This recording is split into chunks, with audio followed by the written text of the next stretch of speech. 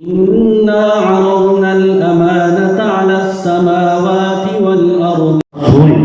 سونے سے پہلے 4 کام ہم کر لینے چاہیے. سب سے پہلے مراقبہ کہ بھئی ذرا سی گردن جھکا کے میں یہ دیکھ لوں آج جس وقت سے میں نے آنکھ کھولی ہے اور ابھی میں آنکھ بند کر رہا ہوں، سو رہا ہوں، اس سارے دورانیے میں نے کتنے اللہ کے احکامات کی اطاعت کی ہے، میں نے کتنے رسول اللہ صلی اللہ علیہ وسلم کی سنت کے مطابق زندگی گزاری ہے، میرے کتنے ذاتی معاملات میں اللہ کے احکامات کی اتباع کے ساتھ ساتھ مخلوق خدا کو اذیت ہوئی ہے، اور اجتماعی معاملات میں میرے مخلوق خدا کو کتنی اذیت ہوئی.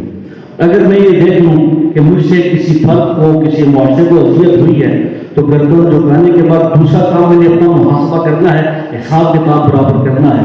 کوئی کیوں ہوا؟ ایسا نہیں ہونا چاہیے تھا. جب میں نے محاسبہ کر لیا کہ مجھ سے 3 غلطیاں ہوئی ہیں اور 2 کام میں نے اچھے کیے ہیں، اس کے بعد تیسرا کام میں نے محاسبہ کرنا ہے. گردن جھکائے ہوئے اپنے آپ کو برا بھلا کہنا ہے. تمہیں یہ نہیں کرنا چاہیے. تم نے جو 3 کام اچھے کیے، 2 کام برے کیے، تمہیں سارے کام اچھے کر دینا چاہیے. اور پھر چوتھا کام مجھے یہ کر دینا چاہیے، اس پر مراقبہ یعنی اپنے آپ کو جی میں سزا دوں. میں گورنمنٹ ملازم ہوں، جب مجھے تنخواہ ملے گی تو اتنے پیسے صدقہ کروں گا اس وجہ سے کہ فلاں طریق کو میرا یہ کام جو اللہ کے احکامات کے مطابق نہیں ہوئے تھے یا اللہ کے مخلوق کو مجھ سے اذیت. تو جب یہ 4 کام کر لوں گا میں ذاتی طور پہ، مجھے امید ہے کہ دوبارہ ذاتی طور پہ ایسی بات نہیں ہوگی. تو میری گزارش یہ ہے، نبی علیہ السلام کی بعثت کے مقاصد پہ نبی علیہ السلام صرف مسجد نبوی کے امام و خطیب نہیں تھے. نبی علیہ السلام ریاست مدینہ کے حکمران بھی تھے، ریاست کے مدینہ کے چیف جسٹس بھی تھے، اسلامی سپہ سالار بھی تھے. ان ساری زندگیوں میں جب ہم دیکھتے ہیں کہ نبی علیہ السلام نے جو عمال اور والی مقرر کیے ہوئے تھے ان کے لیے کیا ہدایات، جو مالیات پر یا انتظامی امور پر جو والی مقرر تھے یا جو عاملین مقرر تھے، نبی علیہ السلام ان کے لیے اس طرح کیا کرتے تھے. 3 باتیں آپ کر کے بات ختم کروں گا. پہلی بات، نبی علیہ السلام نے جو والی اور عمال مقرر کیے تھے ان کے لیے حق الخدمت، ان کا معاوضہ، ان کی تنخواہ کا سلسلہ شروع کیا. بخاری شریف کی ایک روایت صاحب بیٹھے ہوئے ہیں، عمر فاروق رضی اللہ تعالیٰ عنہ فرماتے ہیں نبی علیہ السلام نے مجھے کسی کام کے کرنے کا کہا. جب میں نے وہ کام کر لیا تو آگے میں نے نبی علیہ السلام کو اطلاع دی کہ بھائی میں نے وہ کام کر دیا ہے. نبی علیہ السلام نے مجھے اس کا حق الخدمت دیا، اس کا معاوضہ دیا. میں نے کہا یا رسول اللہ مجھے ضرورت نہیں ہے، میں ایک صاحب حیثیت آدمی ہوں. پھر نبی علیہ السلام نے فرمایا نہیں عمر لے لو. میں نے دوبارہ انکار کیا. نبی علیہ السلام نے فرمایا خود لے لو، اپنے مال کو اس کو شامل کر لو، بعد میں صدقہ کرنا چاہتے ہو تو کر لو، تم نے جو کام کیا ہے اس کا معاوضہ ملنا چاہیے. پہلی بات. ابھی معاوضہ کتنا ملنا چاہیے؟ یا معاوضے کے درمیان عقبہ بن عامر کی ایک روایت ہے بخاری کے اندر، نبی علیہ السلام نے ان کو بھیجا. انہوں نے کہا یا رسول اللہ جب ہم کسی کام کے لیے کسی جگہ پہ جاتے ہیں تو بعض اوقات وہاں کے لوگ ہمارا اعزاز و اکرام کرتے ہیں، مہمانی ہوتی ہے، خدمت کی جاتی ہے، اور بعض اوقات ایسے ہوتا ہے کہ ہماری خدمت بھی نہیں ہوتی اور وہاں کے معاوضے میں نہیں ہوتے. اس کا کیا کیا جائے؟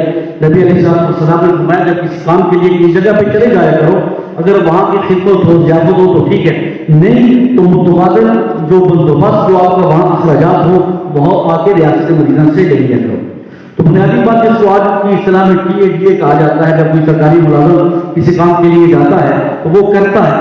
ابھی سمجھنے کی بات یہ ہے کہ ہماری بکنگ نام PC کا ہوتا ہے اور کسی عام ہوٹل میں لے جاتے ہیں، TADA ہمیں PC کا مل جاتا ہے. تو یہ کرپشن معذرت کے ساتھ میرے ادارے کی نہیں، میری ذاتی ہے. تو جب میں اپنے ذات کا احتساب کروں گا تو پھر ایسا نہیں ہو. نبی علیہ السلام نے ایک لشکر روانہ کیا اور جب وہ لشکر واپس آ گیا بیت المال میں بہت ساری چیزیں آ گئی. نبی علیہ السلام نے صحابہ کو وہ دیا اور اسی کے ملتا جلتا واقعہ عمر فاروق رضی اللہ تعالیٰ عنہ کے حوالے سے بھی ہے. نبی علیہ السلام نے جب شامل کو واپس آیا تو انہوں نے ایک ڈھیر لگائی، خیبر کی سرزمین پہ بھیجا، وہ بڑی زرخیز زمین تھی. انہوں نے وہاں کھجوریں اور بہت سارا غلہ اکٹھا کر کے ایک ڈھیر لگا دیا. یا رسول اللہ یہ تو ان کی طرف سے جو عمال کے طور پہ میں گیا تھا ان کے صدقات اور زکات کی بات یہ ہے. اور ایک ڈھیری ساتھ کر کے لگا دی اور کہہ دیا یا رسول اللہ یہ ان لوگوں نے مجھے گفٹ اور ہدیہ دیا ہے. نبی علیہ السلام نے ناگواری کا اظہار کر کے فرمایا اللہ جلست فی بیت امیھا، کیا تو اپنے ماں کے گھر میں بھی بیٹھا رہتا تو پھر بھی تمہیں ہدایت تحفے ملتے؟ یہ تحفے تمہیں نہیں ملے، تمہارے منصب کو ملے. نبی علیہ السلام نے وہ اٹھا کے بیت المال میں اکٹھے کر دیے. اور اسی کے ساتھ ملتا جلتا واقعہ سیدنا فاروق اعظم رضی اللہ تعالیٰ عنہ کے زمانے میں ہوا. جب وہ واپس آئے تو ایک بیت المال میں جمع کرنے کے ساتھ دوسری جگہ پہ اکٹھا کیا. حضرت عمر فاروق رضی اللہ تعالیٰ عنہ نے پوچھا کہ بھائی یہ کیا ہے؟ انہوں نے کہا کہ میں نے وہاں جا کے تب کاروبار کیا ہے, یہ جو مال ہے میرے کاروبار میں سے آیا ہے. سیدنا فاروق اعظم رضی اللہ تعالیٰ عنہ نے وہ اٹھا کے بیت المال میں اکٹھا کر دیا. جب کوئی انسان کسی منصب پہ کسی عہدے پہ ہوتا ہے اس کے لیے کاروبار روا نہیں ہوتا, جائز نہیں ہوتا. یہ تیرا مال نہیں, یہ بیت المال کا مال. ابھی ہمیں جس وقت ہم کسی پوسٹ پہ چلے جاتے ہیں, ذمہ دار عہدے پہ چلے جاتے ہیں, ہمارے کاروبار آج آپ دیکھ لیں پاکستان کے اندر کن لوگوں کے کاروبار, اور بازت کے ساتھ یہ جو کرپشن کا لفظ آپ سنتے ہیں, یہ کرپشن صرف سرکاری اداروں میں نہیں ہو رہی, یہ کرپشن گھر کے اندر بھی ہو رہی ہے. جب باپ اپنی اولاد کی ٹھیک تربیت نہیں کر رہا, یہ کرپشن وہ ماں بھی کر رہی ہے جو اپنی اولاد کی دینی تربیت ٹھیک نہیں کر رہی. یہ کرپشن اسکول کے اندر ایک استاد بھی کر رہا ہے جو اپنے بچوں کو ٹھیک نہیں پڑھا رہا. یہ کرپشن میرا ایک تاجر جو ایک ریڑھی بانگ سے لے کے ایک آٹھ کی منڈی کے اندر بیٹھا ہوا ہے وہ بھی کرپشن کر رہا ہے. یہ کرپشن میرے ایک کریانہ سٹور سے لے کے بڑے یونٹ تک, فلور مل تک, ہر آدمی اپنے زاویے پہ لگا ہوا ہے. وہ بات کسی نے بڑی زبردست کی ہے, پاکستان کے اندر کرپشن اس نے نہیں کی جس کو موقع نہیں ملا. نہیں تو کلاس 4 سے لے کے پرائم تک, پرائم منسٹر تک یا وزیر اعظم کو چھوڑ کے صدر تک, ہر ایک کے ہاتھ اس گنگا میں بھیے ہوئے ہیں. جس کو موقع نہیں ملا وہ فضائل بھی سکھاتا ہے. تو کہنے کا مقصد یہ ہے, اولاً ہمیں خود احتسابی کی ضرورت ہے.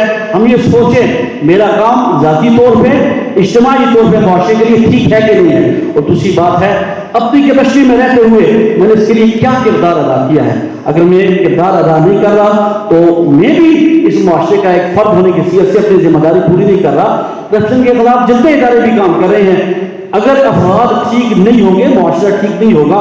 افراد کی صحت کے لیے, افراد کے ٹھیک ہونے کے لیے گھرانے کا ٹھیک ہونا ضروری ہے. ہمیں اکثر لوگ کہا کرتے ہیں کہ بھئی اسکولوں کے اندر, کالجز, یونیورسٹیز اور مدارس کے اندر تربیت نہیں ہے, تو یہ کیوں نہیں ہو رہی؟ میں اکثر کہا کرتا ہوں تربیت کرنا نہ مدارس کا کام ہے نہ اسکولوں کا کام ہے, یعنی یونیورسٹی اور اداروں کا کام ہے. تربیت ماں کی اور باپ کی ذمہ داری ہے, اس نے کرنی ہے. جو تربیت ماں اور باپ سے رہ گئی ہے وہ تربیت کسی ادارے نے کرنی ہے, کسی کالج نے کرنی ہے, کسی یونیورسٹی نے کرنی ہے. اپنی ذمہ داریاں اٹھا کے کالج پہ, اسکول پہ, یونیورسٹی پہ ڈالنا یہ دانائی نہیں ہے, یہ حماقت ہے.